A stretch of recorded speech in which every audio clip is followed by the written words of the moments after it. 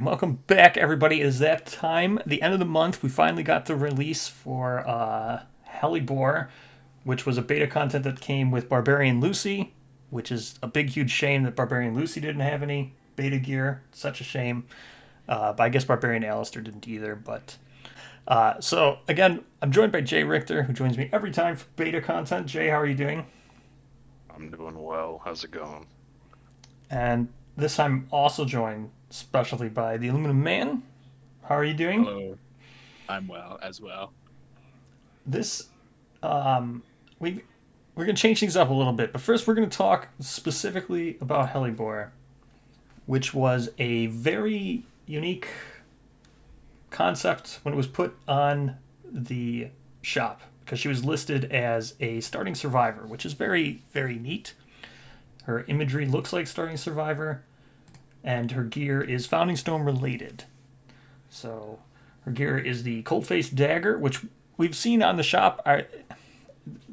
Most of this stuff was not really hidden this time, just the cost, which is why we waited before doing this. But it does introduce two new keywords, which are melting and insulated. So, Jay, would you like to Actual tell gear us? rules, not Uh, keywords. that's true. Yeah, there's gear special rules. Jay, would you like to explain Cold Face Dagger? Yes, the Cold Face Dagger is a weapon melee dagger, ice and stone.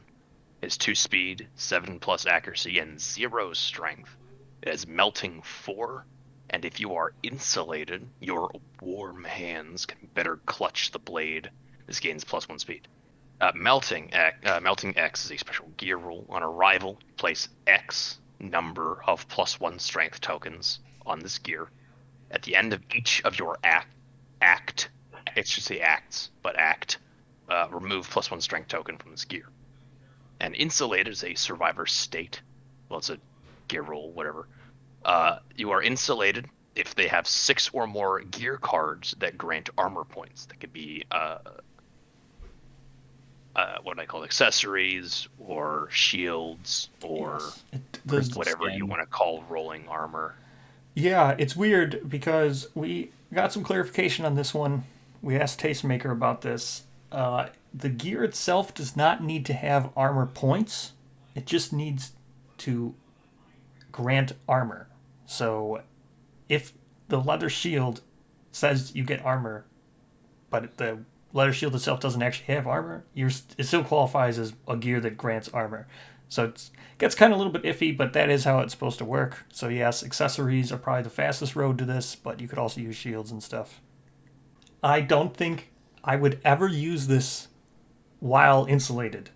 I don't think this gear, the weapon itself, doesn't last that long. To me, I'm not using this past Lantern Year 6, and I'm hardly ever going to have more 6 gear besides like my main tank.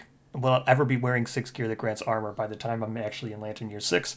So, whatever. I mean, you can technically use Lantern Year 2 if you do a rawhide set with the White Lion headdress. Correct. So, If you really want to. if you really love this item and you really want to spend Endeavor. Oh, yeah. Aluminum, you want to tell us what the cost to make this is? Oh, yes. The cost to make the dagger is 1 endeavor and 1 founding stone. So And it has no easy. crafting location. No crafting location, no innovation requirements. It's just you pay the cost and you get the dagger. You get something that's worse than a founding stone. Yeah, Arguably it's worse. arguably worse. It's Well, hard. It's not a free crit. it's better than a founding stone if you use it as a weapon. It's not better than a founding stone if you're using a founding stone to farm a death location like from the butcher or something. So yes, but yeah, it's arguable. It's an argument to be made. I think this is a better weapon than founding stone if you're using it as a weapon. Yes, I suppose. I, Because I now mean, daggers can be crazy, I guess.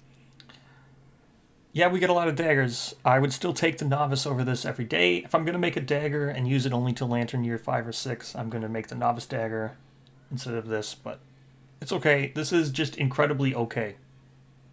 Aggressively okay. The the reason why I think it's like pretty interesting though is like it's good world building, right? Like the lore behind Hellebore was really cool. her settlements. Like I think it's just like a new cold biome and kind of ties into like Moon as well as Wendy. Like it's just Wendy, like some possibly kind of Grim and Frostbitten event. Cold areas exist yeah, in like. TM. But I think this is like specifically like a tundra, like No, it's a mountain. 'Cause it's yeah. I altitude. mean, there's mountains in like Alaska and stuff. Yeah, that's what There's I'm mountains talking in cold about. places. This is semantics. Point being, it's a cold mountain. Yeah, and then like we'll get like nightmare polar bears and uh, Oh, don't. lantern Cold flame cold gulls, dinosaurs. cold Cold dinosaurs. dinosaur, denta wolves. We'll get the screaming caribou, like those kind of. Screaming caribou. Yep. Hey, Yeah, if you want to play a screaming reindeer, check out the CCG website, Caroling Antelope. That's a good plug. Anyway, this is like the most mid that we've ever gotten from beta. Yes, this is just aggressively average. It's fine. It's It's usable. not even as interesting as Cyrus because at least Cyrus's gear was 3 gear pieces Well, okay. and 2 utilized FK resources.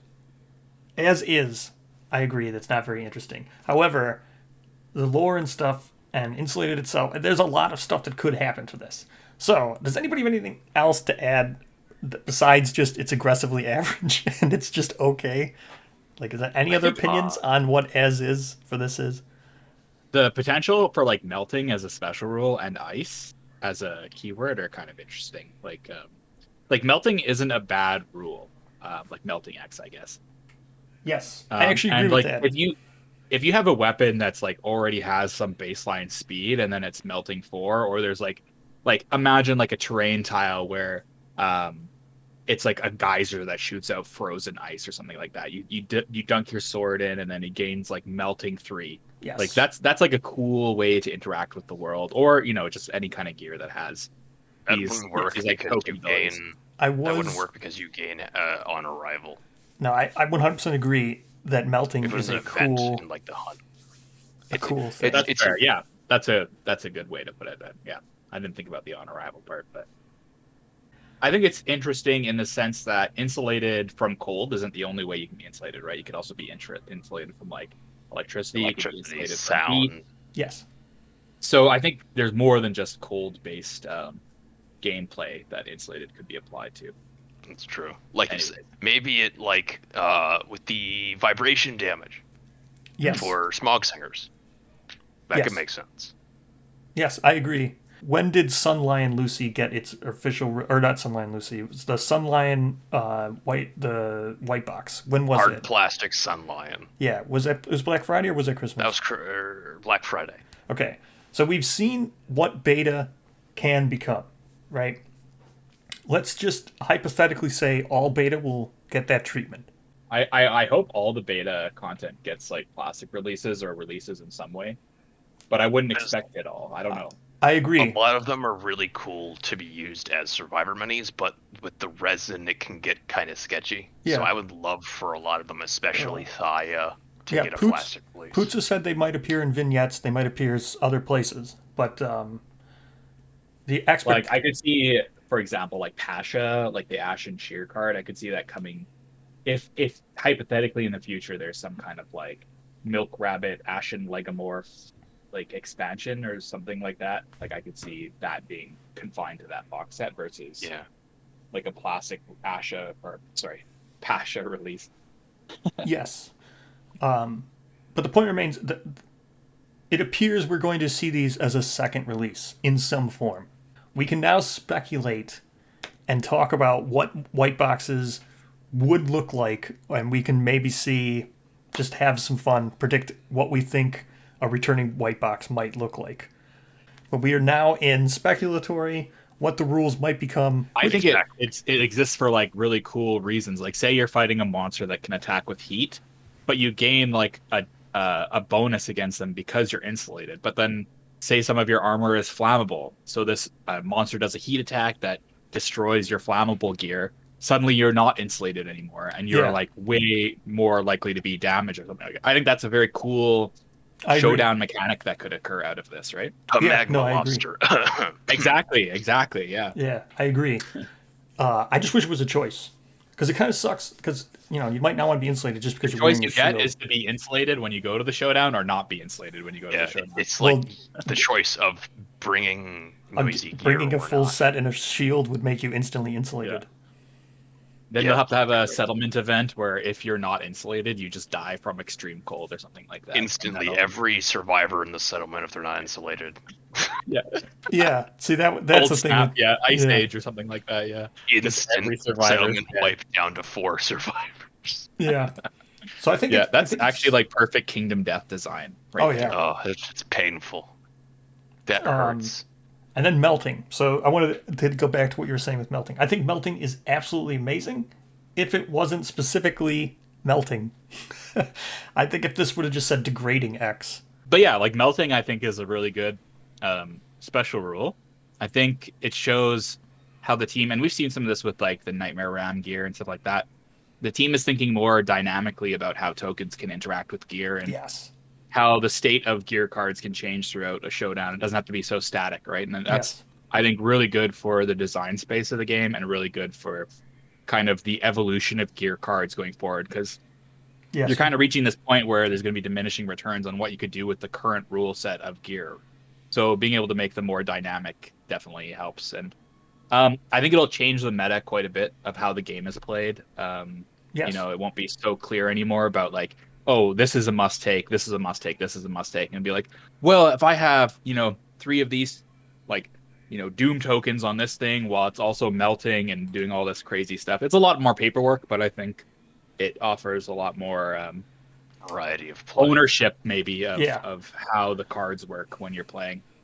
Well, I actually think And the different gear for different stages of the game, taking different kinds of weapons against different monsters. I feel like that's going to be a lot more expanded out in Wave 3 and 4 and beyond. yes, I think Hands down, yeah. the gear grid's actually like a very static thing that each survivor gets rather than like you just other games just give you a card for your gear and you put it in front of you and you don't really have like a place to put it.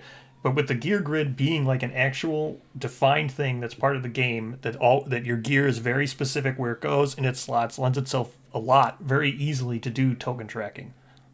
I was thinking with the melting keyword, it would be kind of interesting since this costs a stone face dagger. You could have it say like melting X. When this reaches melting 0, archive it and then gain a stone, a founding stone.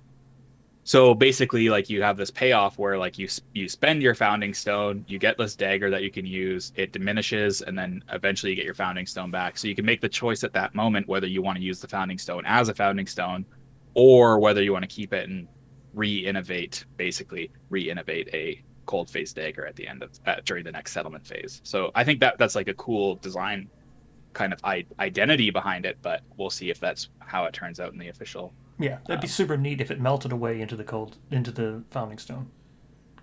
Because then it's like spending an endeavor for 4 strength. Yeah, so that kind of justifies the cost of an endeavor because you're getting back your stone. initial investment. Yeah. So let's predict now. Like I said, last year the Valentine's Day release was Grimmory, and let's talk about Grimmory because we know what he looked like in beta. It's an interesting concept to think about what he would look like if he got his white box release. His full, what is it called, Jay? Hard plastic.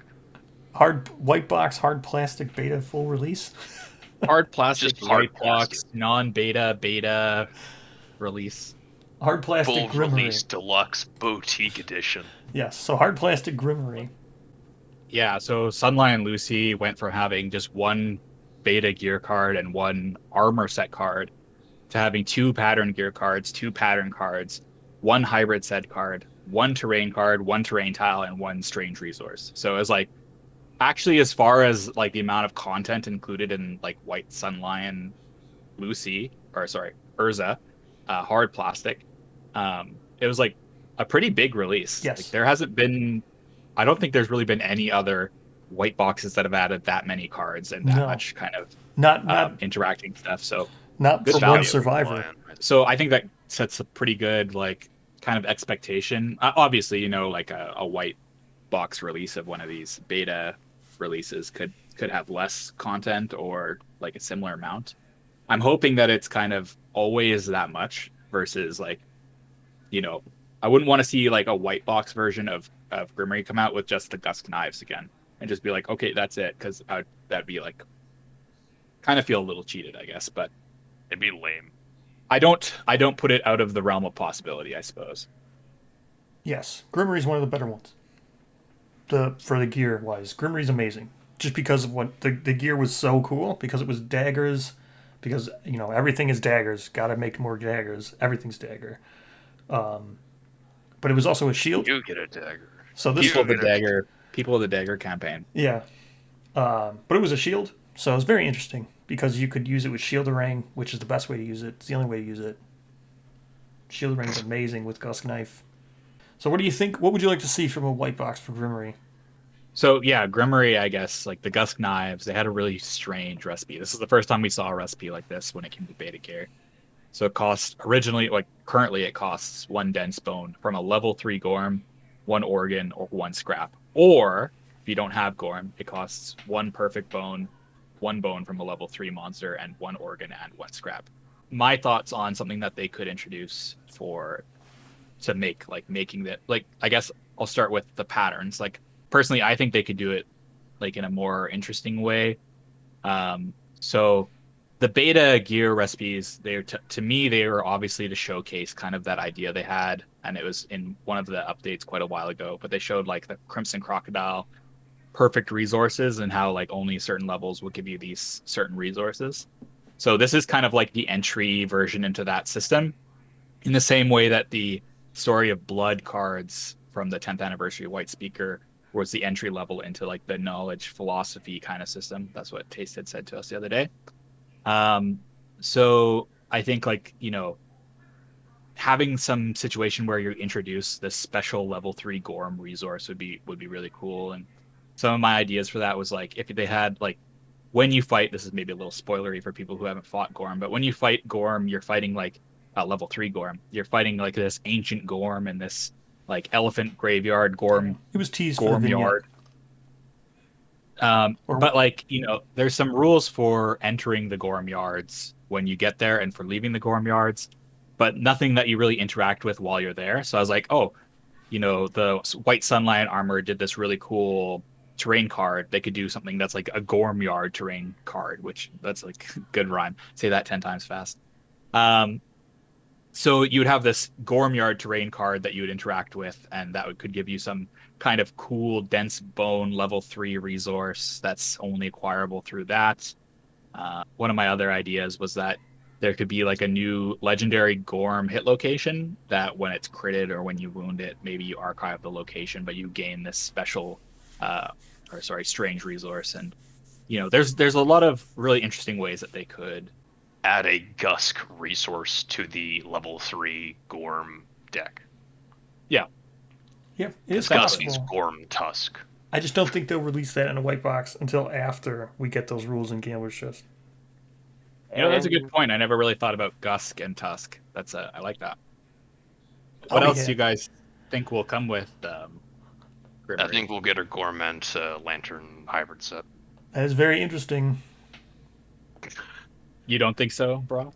I just don't think they interact well. I mean, I don't want to go all the way in the weeds to say what they'll do. I just don't see them interacting well. Like the lantern armor set like helps clubs, and Grimmery comes with daggers.